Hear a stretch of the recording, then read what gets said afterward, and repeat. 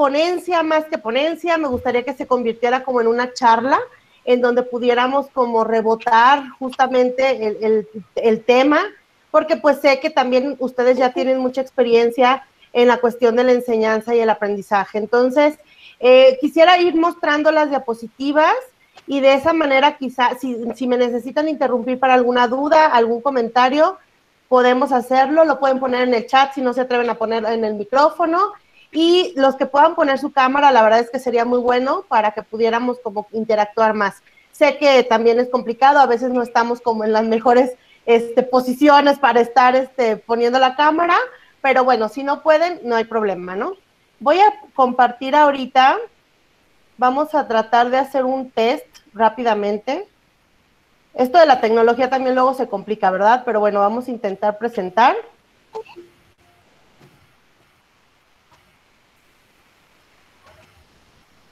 Primero, un pequeño quiz, que podemos ir haciéndolo de manera interactiva entre todos y todas. Quiero como empezar a formular, o que empecemos más bien a platicar, ¿no?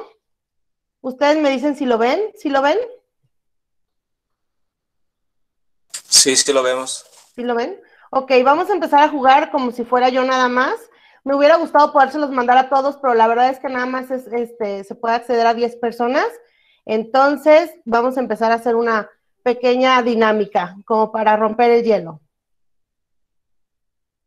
¿Listo? Vamos a empezar a ver este test que es de diversidad lingüística y cultural de México. Y me van a ir respondiendo. Quien sepa, por favor, abra su micrófono.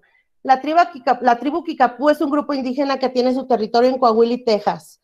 ¿Verdadero o falso? ¿Alguien que quiera, por favor, decirnos? Sin miedo.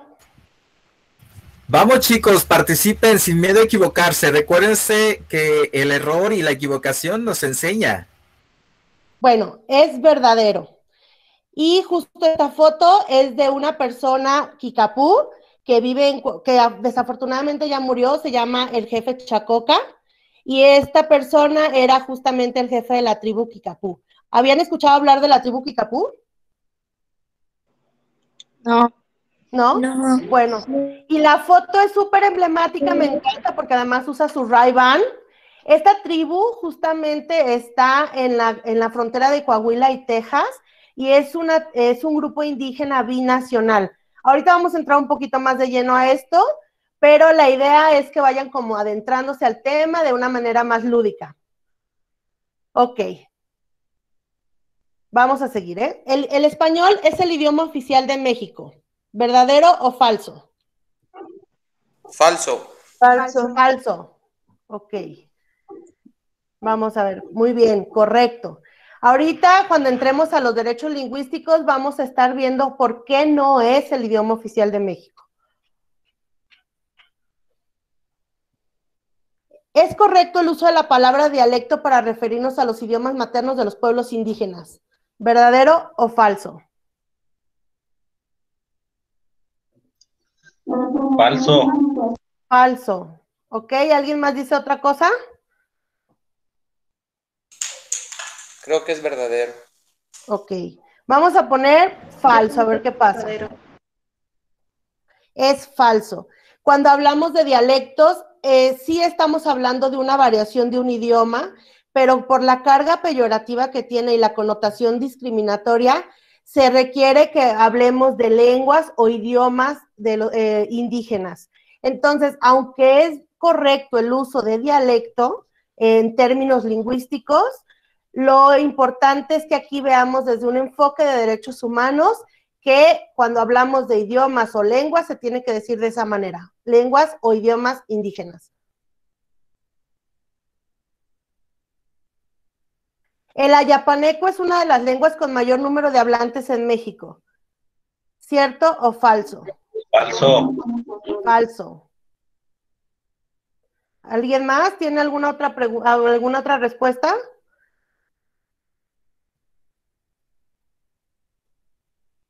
¿Todos están de acuerdo que es falso? Sí. Sí, Falso. Ok. Quien me dijo que era falso me lo dijo muy seguro de sí mismo. A ver, ¿por qué crees que es falso? porque no es tan reconocido, no lo hemos oído en otras ocasiones y entonces las lenguas que predominan pues son más escuchadas. A lo mejor pudiera ser todavía el náhuatl, el mixteco, el maya, no sé, alguna otra lengua, pero no esa, al menos yo no la había escuchado antes. Muy bien, sí, efectivamente, la yapaneco es una de las lenguas que tienen menor número de hablantes y ahorita les voy a contar una pequeña historia sobre esta lengua porque creo que es como muy característico, más bien muy simbólico y significativo, pero efectivamente es una de las lenguas con menor número de hablantes. El Ixcateco es un pueblo indígena originario de Oaxaca, ¿cierto o falso?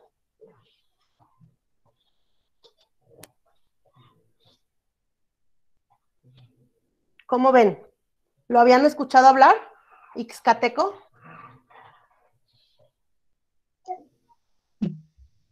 ¿No? Bueno, pongamos falso, a ver qué pasa. Pues efectivamente es un pueblo indígena que es originario de Oaxaca y es también una de las lenguas que tienen menor número de hablantes o que están en muy alto riesgo de desaparición. Bueno, no contestamos todas, pero no importa, de hecho de eso se trata, que podamos empezar a conocer otros temas que normalmente no tenemos como en lo cotidiano, ¿no? Y bueno, yo sí voy a apagar un poquito mi cámara, no porque no quiera que me vean, sino porque mi internet puede que esté un poco, que no esté tan bueno para, ay Dios, ¿dónde está aquí? Que no esté tan bueno como para continuar con mi cámara. Nada más espérenme pero me van a estar escuchando. Bueno, efectivamente, cuando hablamos de diversidad lingüística y de diversidad cultural, perdón, son temas que normalmente no están en nuestro cotidiano, son temas que vemos como algo incluso folclorizado. Entonces, hay muchas desigualdades y no solamente en el ámbito educativo, respecto a las personas indígenas, sino en muchos otros accesos a otros derechos, ¿no? En la salud, en el acceso a la justicia, en el acceso al desarrollo social. Pero el ámbito educativo es un ámbito que obviamente ustedes saben que es primordial para el desarrollo y para poder ejercer otros derechos pues a lo largo de tu vida. Entonces, este tema está enfocado justamente no vamos a encontrar el hilo negro porque pues en tantos años no se ha encontrado, pero lo que sí es que vamos a problematizar y vamos a reflexionar en torno a por qué sucede, ¿no? ¿Cuál es como el origen o por qué todavía en el 2021 seguimos hablando de que hay una desigualdad en el acceso a las personas indígenas a la educación?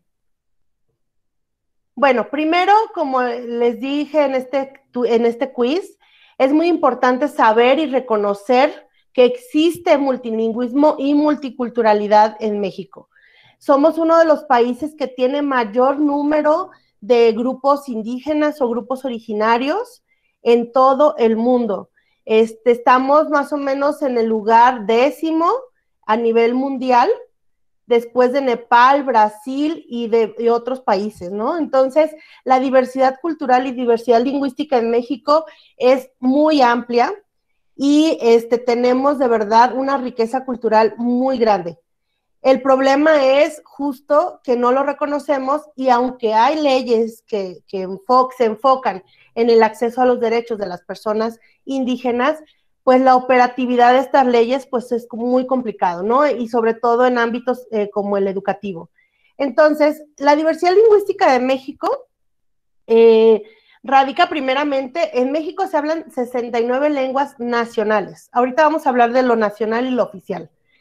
68 son originarias o son lenguas indígenas y el español. Estas 68 lenguas originarias tienen 364 variantes lingüísticas.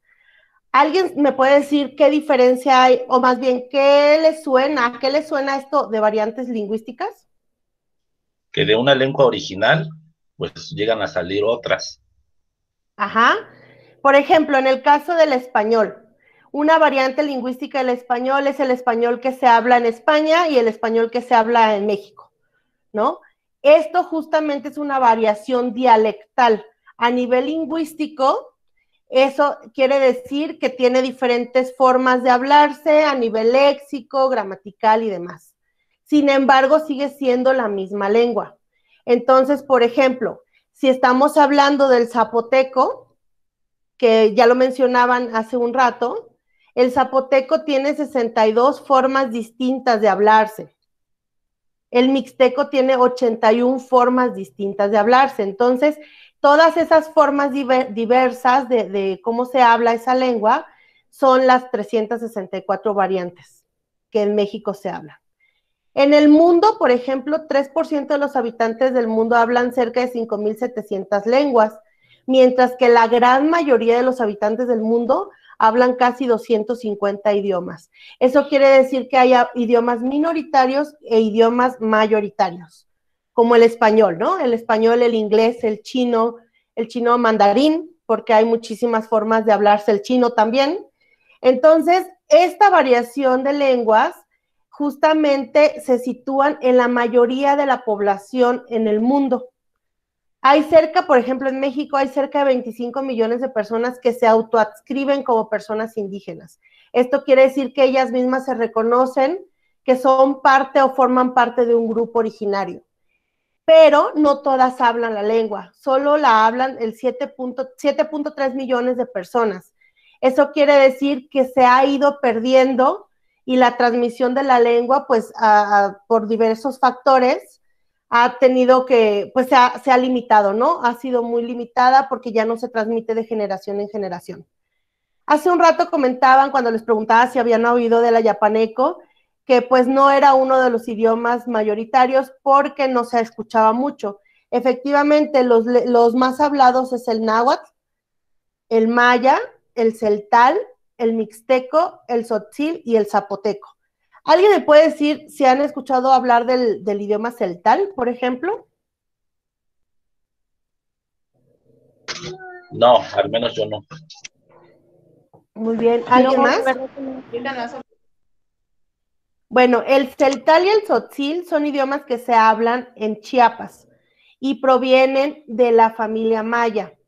Aquí es muy importante comentarles que en México tenemos idiomas que provienen de 11 familias lingüísticas. Entonces hablaríamos que son 11 familias lingüísticas, 68 pueblos originarios o 68 idiomas nacionales originarios y 364 variantes lingüísticas y el español, ¿no? Estaríamos hablando entonces que el español es el idioma mayoritario y estos idiomas indígenas pues tienen diferentes números de hablantes. Existen 62 variantes lingüísticas en muy alto riesgo de desaparición, pero hay 30 lenguas que están en muy alto riesgo. Cuando hablamos de lenguas estamos hablando de grupos, como el 68. Y cuando estamos hablando de variantes son del número de las 364. Y bueno, las lenguas con mayor riesgo de desaparecer son quiligua, ayapaneco, aguacateco e ixcateco. El quiligua, por ejemplo, ya tiene aproximadamente 5 hablantes solamente. El ayapaneco que les comentaba es muy, muy característico en Tabasco, más bien se habla en Tabasco. Y la historia que les decía justo, no sé si alguien vio la película de Sueño en otro idioma.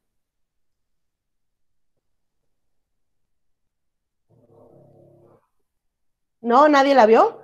Bueno, esta película estuvo nominada a varios premios y justamente se basa en una historia o en una leyenda, un mito más bien, de este pueblo ayapaneco en donde decían que solamente había 2 hablantes, que se llamaban Manuel, ambos hablantes, y que ninguno de estos 2 personas se hablaba entre sí. Entonces que por eso no se transmitía la lengua y que por eso había nada más esos 2 hablantes. Era un mito totalmente, sí había más hablantes, cuando se hizo una intervención ya en el pueblo y se empezaron a hacer programas de revitalización, se dieron cuenta que en realidad había más hablantes, pero no la hablaban entre ellos, o la hablaban nada más en su ámbito privado, justo porque hay mucha discriminación lingüística en México. De hecho, la mayoría de las personas que tienen mayor discriminación en México, según la ENADIS, que es la Encuesta Nacional de Discriminación, son las personas hablantes de lenguas indígenas. ¿Por qué? Porque no pueden acceder a sus derechos en su propia lengua. Entonces, bueno, ¿por qué desaparecen las lenguas indígenas? Pues los 3 factores principales es por la discriminación lingüística, por las políticas homogéneas que se realizaron hasta hace 15, 20 años, justamente estas políticas de homogenización y de identidad cultural precisaban que fuéramos un solo México y como tal el español era el principal idioma, pero pues invisibilizaron a 68 grupos indígenas. Incluso antes eran más, ¿no? Pero fueron desapareciendo.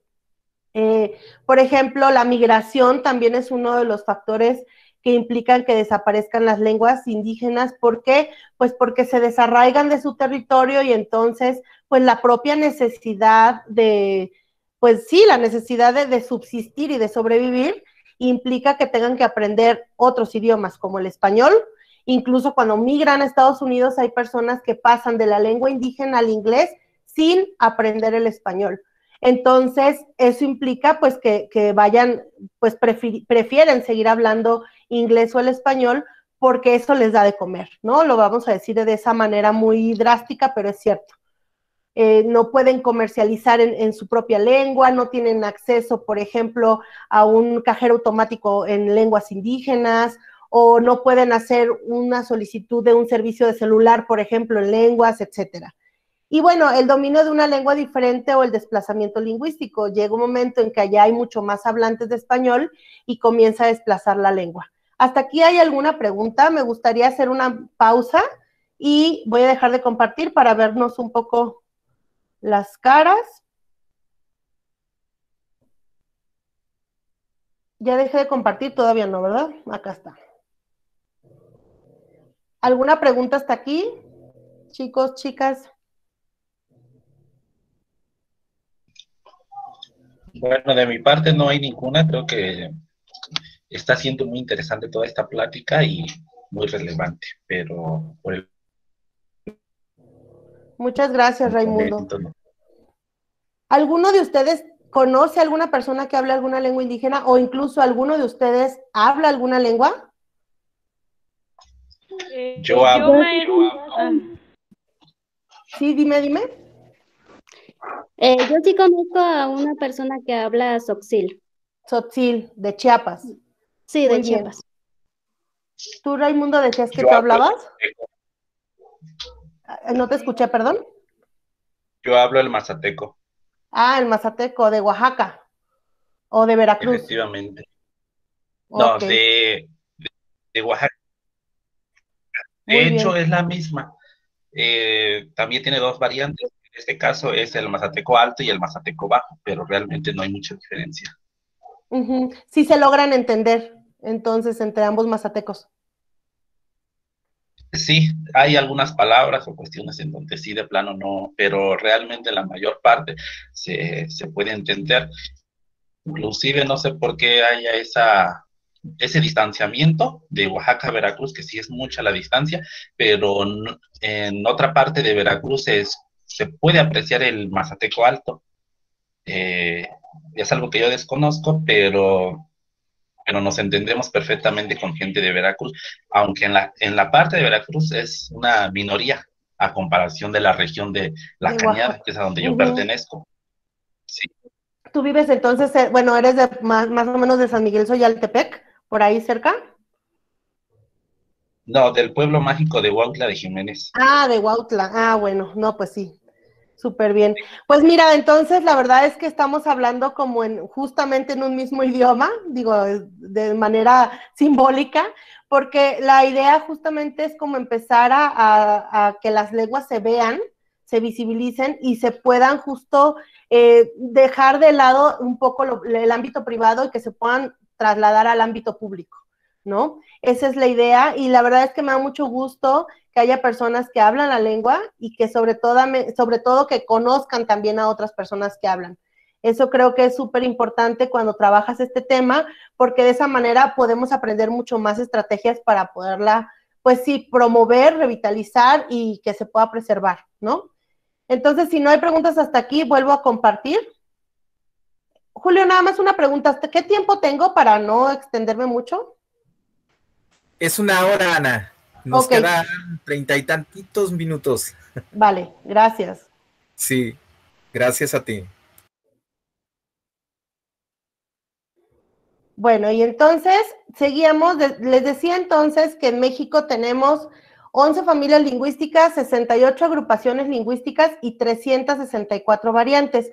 Justo ahorita que Raimundo nos comentaba, nos decía que el mazateco tiene dos variantes o dos formas distintas de hablarse. Según el Instituto Nacional de Lenguas Indígenas, el mazateco tiene 8 variaciones, ¿no? Pero a lo mejor son variaciones justamente nada más a nivel léxico, que eso implica que se logren entender, que haya inteligibilidad y no caiga en una variante más diferente, vaya, ¿no? Que sí se logre la comunicación.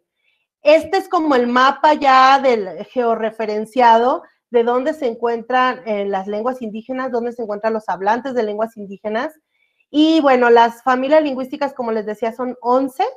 Hay familias lingüísticas, por ejemplo, como el purépecha, que es una familia justo de Michoacán, que es única solamente en el mundo y no está emparentada con ninguna otra lengua. Entonces, la verdad es que estos estudios lingüísticos de catalogación y de revitalización y sobre todo de los estudios de la catalogación de las lenguas son súper interesantes porque a veces te das cuenta que hay lenguas que en ningún otro país del mundo se hablan, ¿no? Por ejemplo, el caso de purépecha. Y bueno, a mí me gusta hablar, cuando hablo de este tema, me gusta mucho hablar con un enfoque de derechos humanos porque no podemos hablar de las lenguas como entes mágicos que andan volando por ahí, sino que son justamente personas que hablan una lengua y que son personas que tienen derechos y estos derechos son derechos humanos.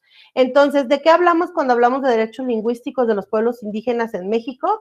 Bueno, todas las personas que hablan una lengua indígena tienen derechos lingüísticos. Eso es sumamente importante, disculpen. Entonces, los 7.3 millones de personas que hablan una lengua indígena están justamente garantizadas, vaya, sus derechos a través de la Ley General de Derechos Lingüísticos de los Pueblos Indígenas y a través de la Constitución, obviamente, ¿no? La Constitución en un rango mayor, obviamente la Ley General en un rango menor.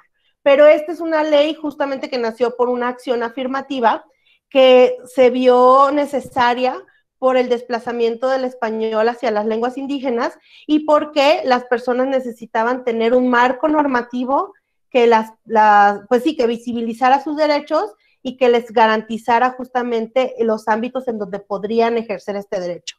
Y bueno, lo más importante aquí de la ley es que dice que las lenguas indígenas son idiomas nacionales al igual que el español. ¿Recuerdan la pregunta del quiz que les mencionaba que si el idioma español era el idioma oficial de México y me contestaron que era falso? Bueno, justamente en México no hay un idioma oficial.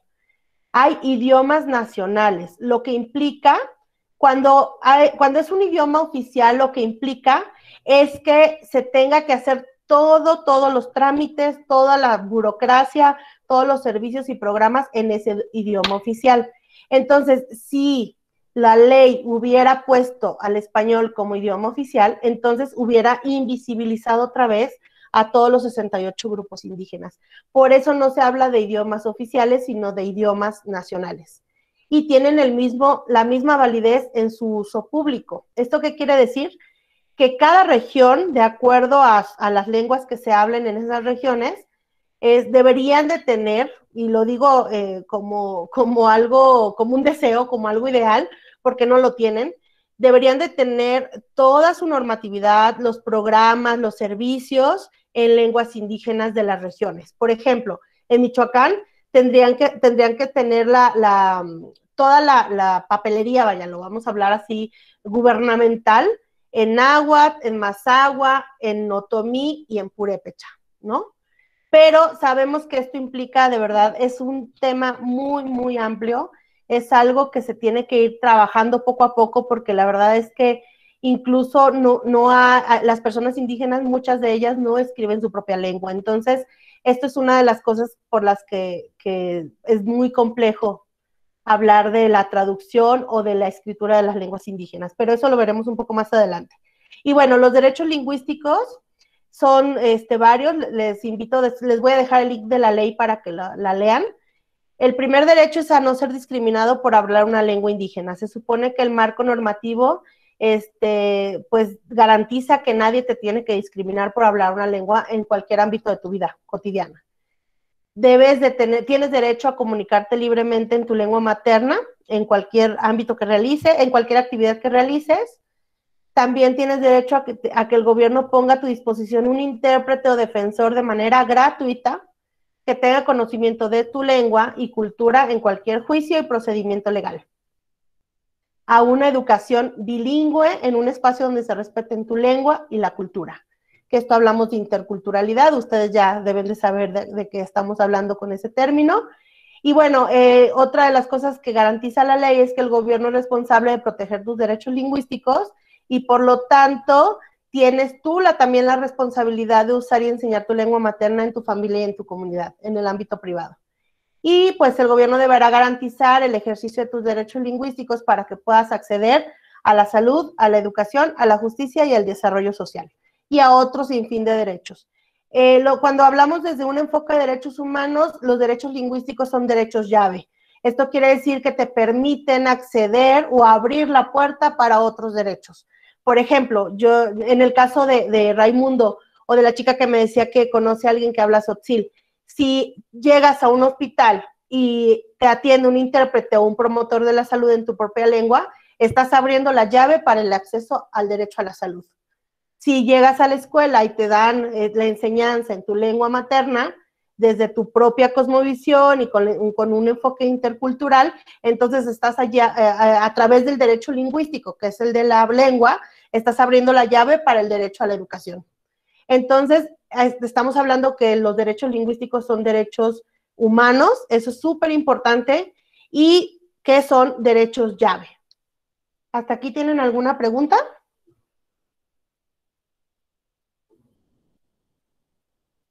¿Todo bien? Bueno, les voy a dejar este link de este video porque la verdad es que me gusta mucho y yo creo que por el tiempo no sé si nos vaya a dar, porque me gustaría también escucharlos, pero sí me gustaría como que lo vieran y que pudieran reflexionar en torno a él. Y bueno, cuando hablamos de educación en lenguas indígenas, como les mencionaba, esto es uno de los pilares o de los ámbitos más importantes para el acceso a otros derechos. Y la propia ley de derechos lingüísticos habla sobre garantizar este derecho para las personas hablantes de lenguas indígenas. Pero aquí lo más importante es cómo.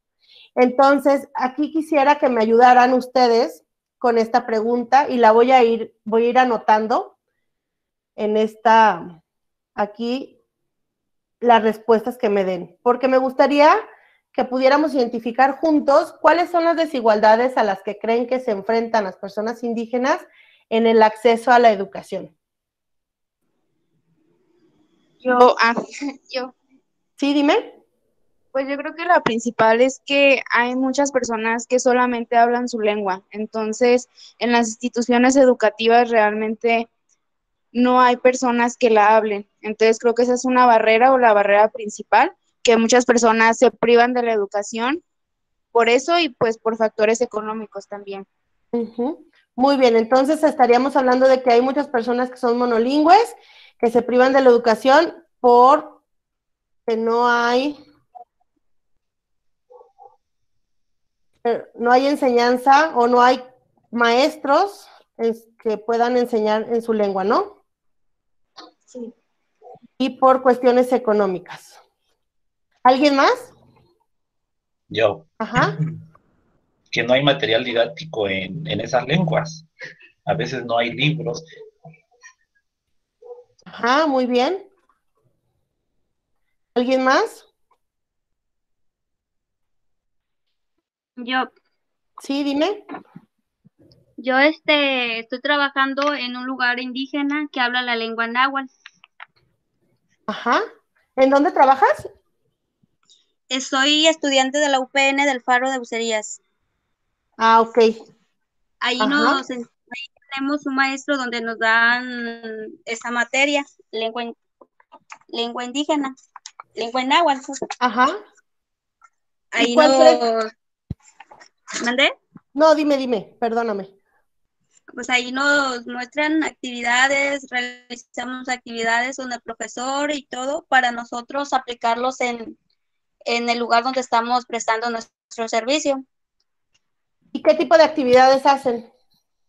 Hay como decir buenos días, buenas tardes, buenas noches y así como dinámicas, actividades dinámicas para poder trabajar con los alumnos, como Ajá, loterías, carteles, muy bien. Entonces, enunciado, están creando materiales didácticos. sí. Muy bien. ¿Cuál es tu nombre? Perdón, es que no puedo ver cuando estoy presentando, no puedo ver la pantalla. Benita Márquez Mata. Muy bien, Benita. Pues la verdad es que qué interesante que ya estés aplicando justamente lo que estás aprendiendo ya en lo práctico. ¿Alguien más? ¿Quién me puede decir cuál otras desigualdades creen que se enfrentan las personas indígenas en el acceso a la educación?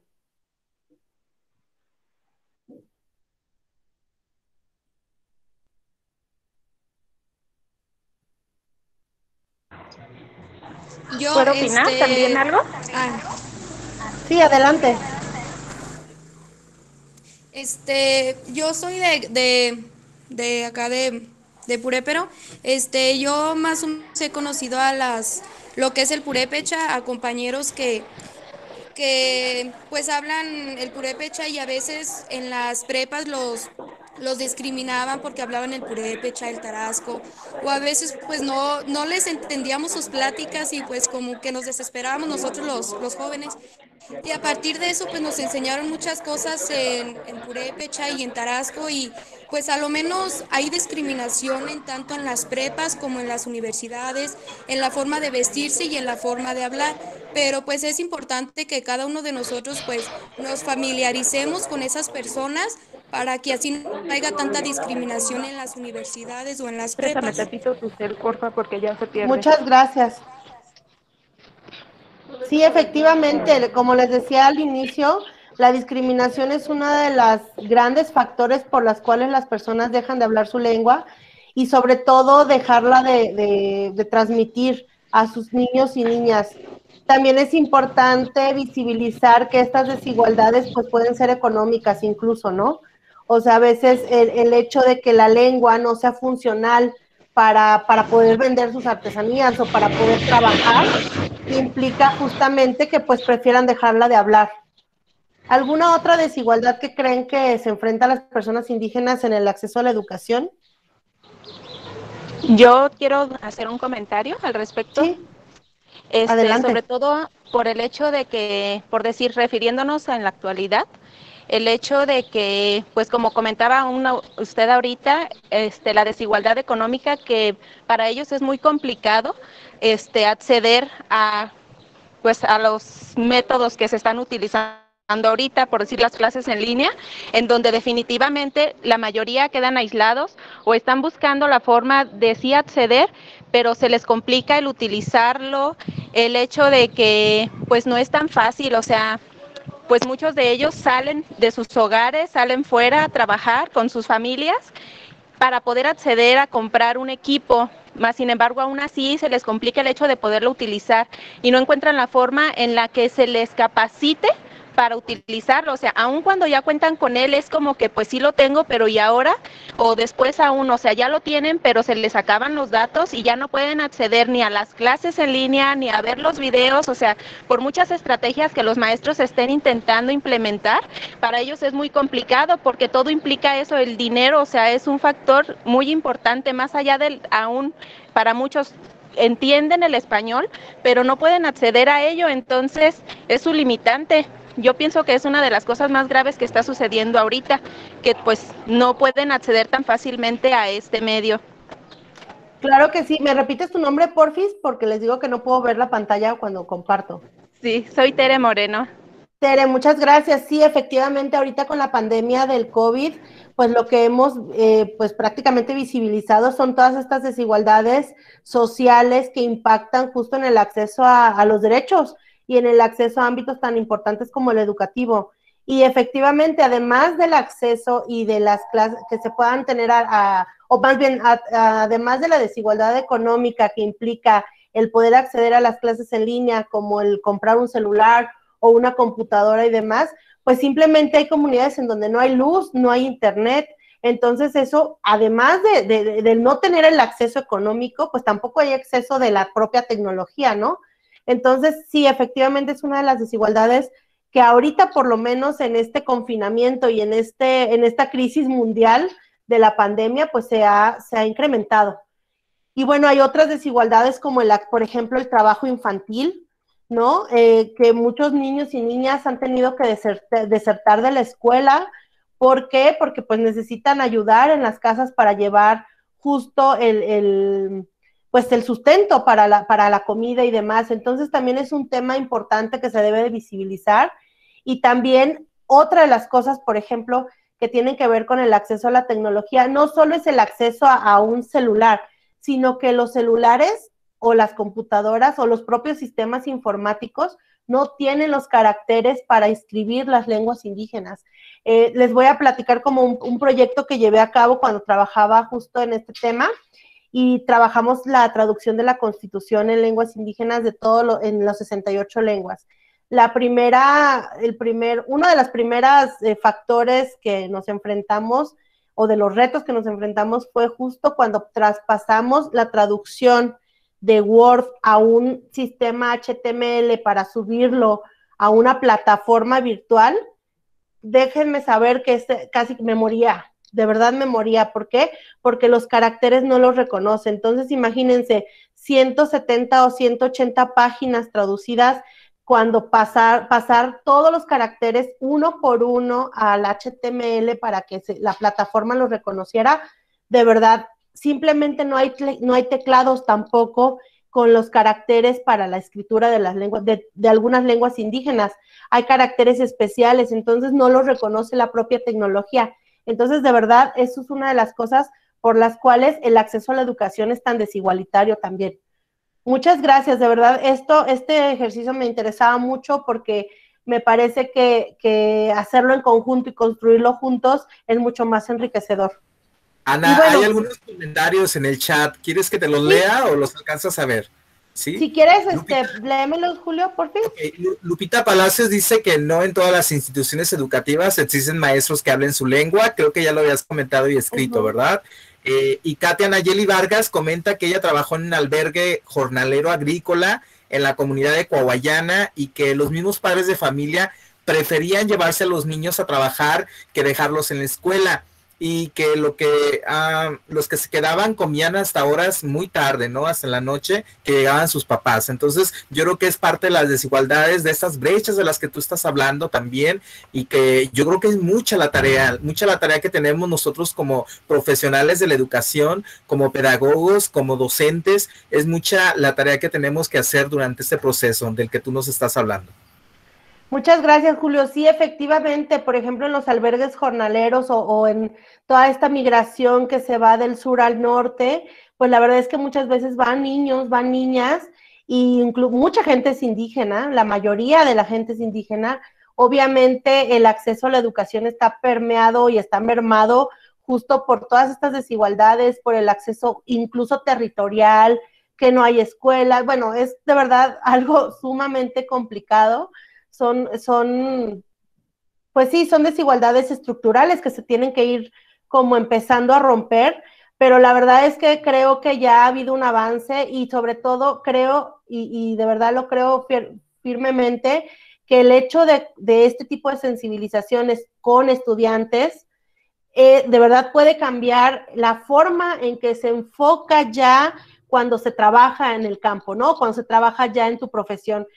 Yo recuerdo, y bueno, no me dejarás mentir, pero cuando estábamos en la carrera de periodismo, era bien importante cuando iban a contarnos como este tipo de pláticas, porque sí te cambian como el chip, ¿no? O sea, sí dices, híjole, o sea, cómo ahora yo me enfoco en mi trabajo con estos temas, ¿no? Cómo, por ejemplo, desde la perspectiva de derechos humanos, cómo trabajar una currícula, cómo trabajar una currícula intercultural, etcétera, ¿no? Bueno, eso es como algo sumamente importante. Y bueno, ya vuelvo a poner la presentación.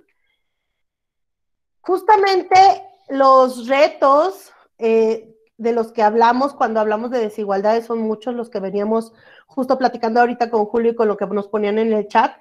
La propia diversidad implica un reto para el acceso y por la variación lingüística. Les comentaba, imagínense que, por ejemplo, el mixteco, que es la que tiene mayor número de hablantes, se hablan 81 formas distintas del mixteco. ¿Cómo hacemos para que el sistema educativo pueda tener materiales en 81 formas distintas del mixteco, por ejemplo? Es una pregunta, ¿no?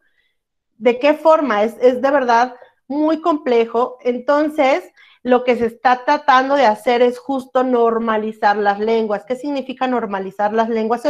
El término se oye muy feo porque pareciera que no son normales, pero no es eso. La normalización de las lenguas tiene que ver con crear normas de escritura y normas ya para que de alfabetos unificados, para que los idiomas puedan tener como ya una base desde donde partir para crear materiales, para hacer traducciones, para la enseñanza, etcétera.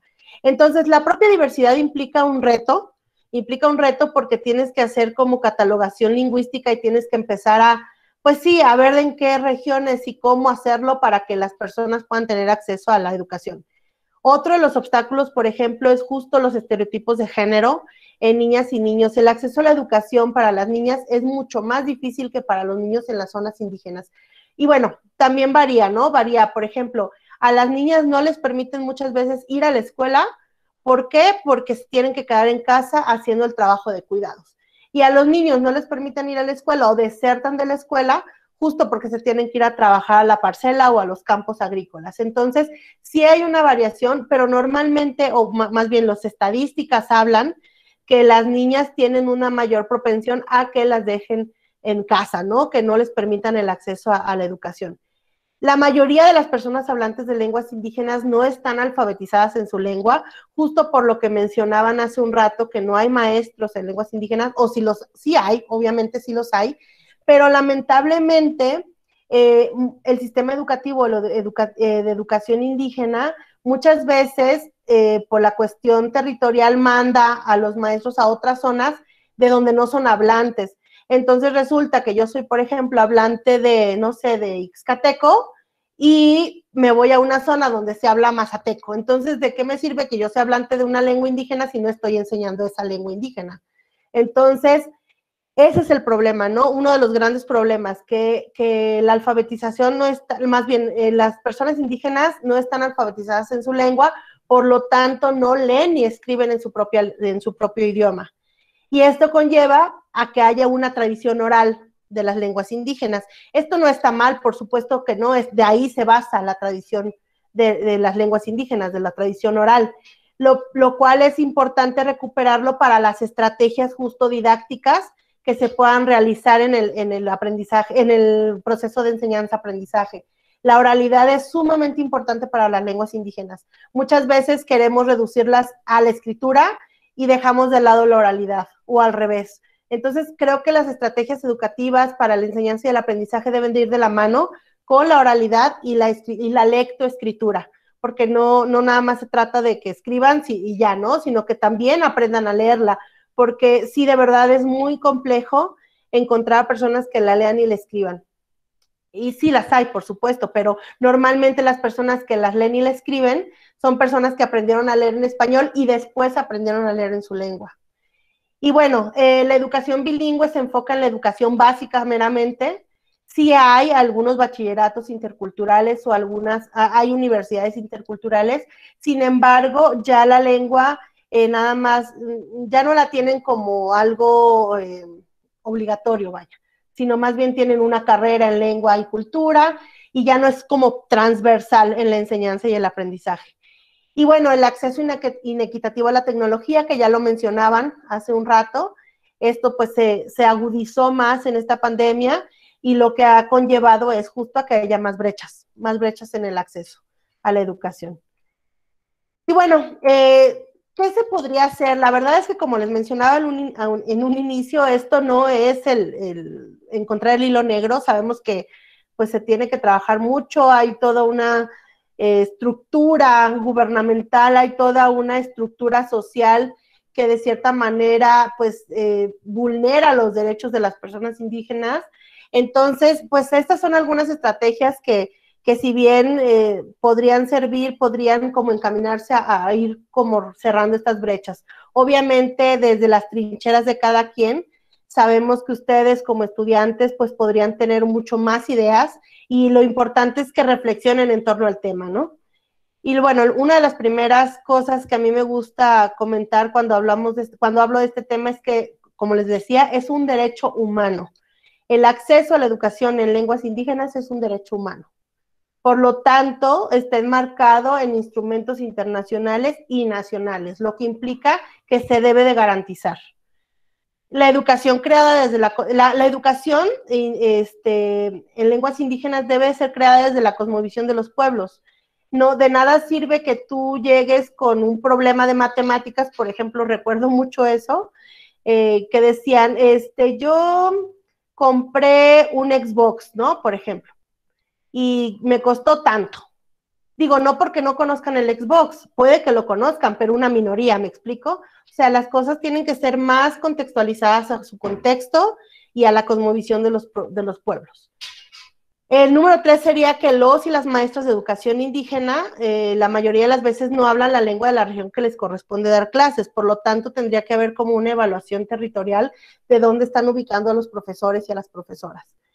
El número 4 sería la enseñanza en lenguas indígenas, debe ser desde la lengua, como vehículo transmisor de otros saberes, y no debe ser una materia más, porque muchas veces la ponen como una materia y nada más se ve eso y ya no ven en las otras materias el uso de la lengua como de manera transversal, ¿no?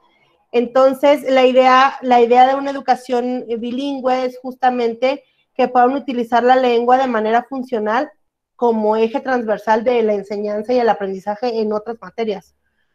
Y bueno, regionalizar la educación indígena de acuerdo a los 68 grupos indígenas del país, eso sería sumamente importante, es decir, que cada una de los sistemas educativos de los estados, pues se enfoque justamente en las lenguas que tienen que trabajar en ese estado, ¿no? Y que se trabaje desde las variaciones lingüísticas y se trabaje justo con hacer textos, libros de texto, materiales didácticos, etcétera. El problema es que está muy desvinculada justamente el sistema educativo federal con el sistema educativo los sistemas educativos estatales.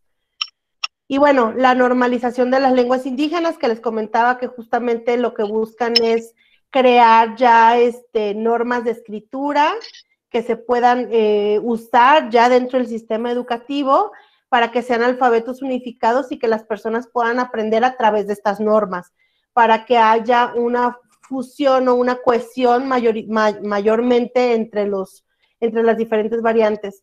Digo, es algo que puede ser como muy complejo, o más bien es algo que a muchos les puede parecer como pues una barbaridad, pero la verdad es que creemos que es, se cree que es la forma más correcta en el sentido de hacerlo lo más práctico posible, ¿no? Para la enseñanza de las lenguas. Y bueno, al final de cuentas, creo que este punto lo repetí, perdón, que es la educación, que la enseñanza de lenguas indígenas no solamente tiene que ser en educación básica, sino que tendría que ser en toda la educación, pues sí, en todo el ciclo educativo de los niños y las niñas, ¿no? Hasta ser jóvenes y terminar la carrera universitaria. Esas son como las estrategias, sé que podrían sonar como muy generales, pero pues sí, lo que se busca más con esta charla es justo trabajar desde la reflexión y que pues se ponga el tema en la mesa y que más bien ya a partir del trabajo que tienen ustedes como estudiantes y que pueden empezar a generar ya diferentes proyectos, pues puedan visibilizar las lenguas indígenas de sus regiones. Muchas gracias, Tlaxcamatl. Es en náhuatl, pero hay muchísimas más formas, ¿verdad?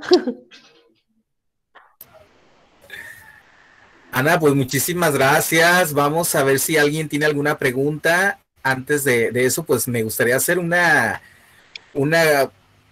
especie de síntesis de esto que acabamos de revisar contigo. Yo estoy bien emocionado con el tema porque aparte creo que estos espacios, como tú bien lo decías en su momento, son espacios que te hacen sensibilizarte ante cualquier tipo de situación que existe a tu alrededor y que en ocasiones las vemos como que muy lejanas a nosotros mismos, ¿no? Y en realidad están tan cerca que no nos percatamos de ellas si no tenemos estos momentos de reflexión, estos momentos de concientización, de sensibilización, de reflexión, y donde debemos de cuidar estos aspectos que hemos hablado con los muchachos, sobre todo estas cuestiones de interculturalidad, de entender la interculturalidad como tal, ¿no? Porque aunque es un concepto que a simple vista o en cuestión teórica lo puedes comprender, no es tan fácil de comprender cuando estás dentro, cuando estás en esta situación, ¿no? Entonces la interculturalidad es una cuestión que debes de vivirla, debes de involucrarte en ella para poder tener este sentido y esta sensibilidad,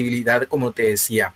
La cuestión de los contextos, que es tan importante, ¿no? La cuestión contextual, porque es bien interesante, sobre todo de que cuando nosotros tengamos la oportunidad de hacer diseños de algún ambiente de aprendizaje o algún diseño que tenga que ver con nuestra estructura educativa, pues tengamos en cuenta qué es lo que sucede en el lugar del otro, ¿no? Esa cuestión de la otredad, de pensar en el otro, de ponernos en sus zapatos, ¿no? Y qué interesante es ver esto, y sobre todo desde la transdisciplinariedad. Me parece que este tema vino a abrirnos a todos los que estamos en esta sala un panorama distinto a como veníamos viendo el tema.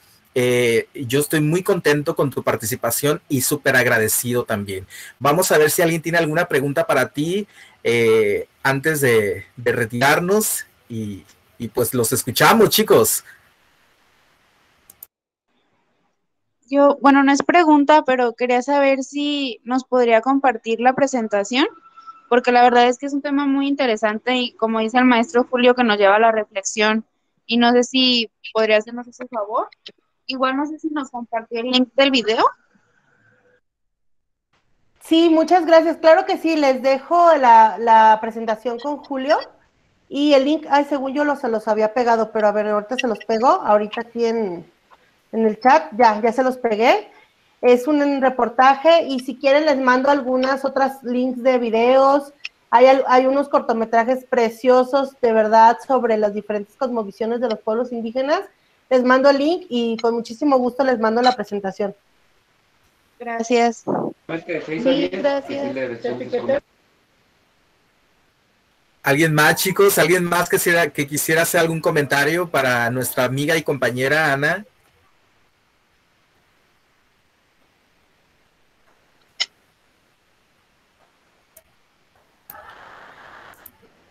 ¿No? Gracias.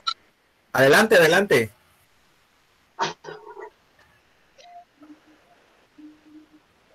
Pues muchas gracias, Ana, por darnos este aprendizaje que la verdad ya se habla muy poco, como están dejando ya las lenguas.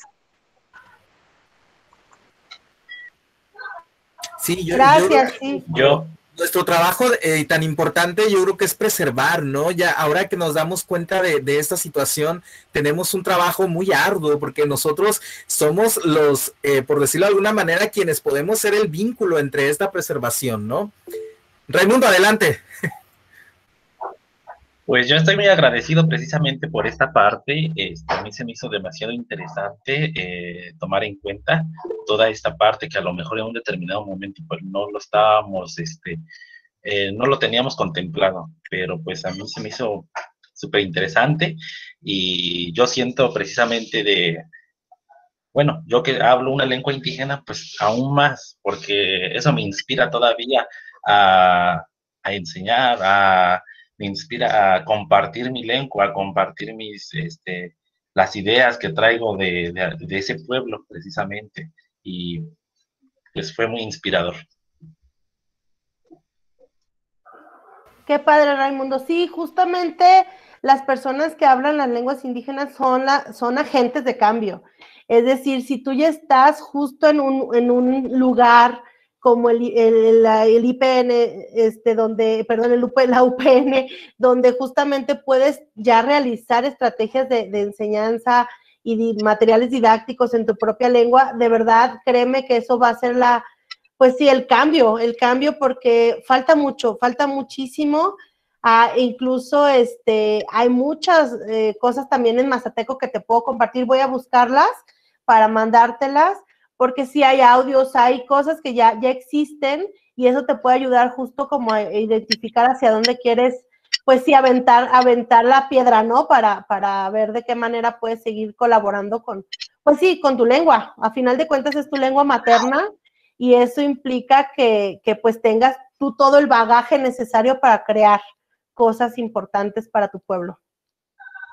Pues sí, pues muchas gracias por compartirme esas ideas y aparte, pues está en mí, está la obligación de compartir precisamente todo esto.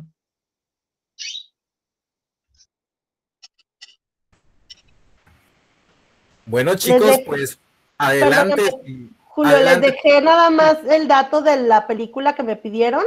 Se llama Sueño en otro idioma. Creo que estaba en la UNAM de manera gratuita, pero no estoy segura. Pero les voy a mandar varios links y si la encuentro se las mando también. Bueno, Ana, yo creo que esta primera charla contigo da pie a que podamos invitarte en una segunda ocasión si tú así decides apoyarnos. Creo que el objetivo principal de estas charlas es inspirarnos y creo que se cumplió perfectamente. Yo creo que nos vamos muy inspirados con lo que nos acabas de platicar, porque es un tema que dominas perfectamente, pero es un tema que además nos debe interesar y nos interesa como profesionales de la educación. Infinitamente agradecido contigo. No sé si quieras agregar algo para cerrar con esta tarde. No, pues yo también me inspiro muchísimo siempre cuando trabajo en grupo, me encanta trabajar con justo aprender de los demás y de las demás. Creo que a final de cuentas de eso se trata la enseñanza, el aprendizaje, se trata de pues, ir construyendo juntos, ¿no? Y juntas. Y con toda la disposición del mundo, si me invitan otra vez, a sus órdenes. Pues muchísimas gracias, Ana, muchas gracias por aceptar esta invitación, te mando un fuerte abrazo y te va a llegar un reconocimiento, por supuesto, a nombre de la Universidad Pedagógica Nacional, Unidad 162 de Zamora, y en nombre de todos estos alumnos que estamos en este colectivo, te mandamos un fuerte aplauso desde la distancia y un abrazo muy fraterno. Muchísimas gracias por participar con nosotros, por tu tiempo, por tu sabiduría y por tu experiencia. Agradezco eternamente lo que has hecho por nosotros. Hasta la próxima. Muchas gracias, estoy muy agradecida de verdad. Hasta luego, un abrazo. Gracias a ti. Hasta luego. Chicos, muchas gracias. Nos vemos dentro de 8 días en la siguiente emisión de Maestros que Inspiran. Creo que fue muy enriquecedor el día de hoy. Nos vamos muy inspirados. El próximo viernes nos vemos con otro episodio de este programa. Muchísimas gracias y pues hasta la próxima. Éxito para todos. Lo sube en el Gracias, Face. profe, adiós. Muchas gracias. Sí, claro que sí.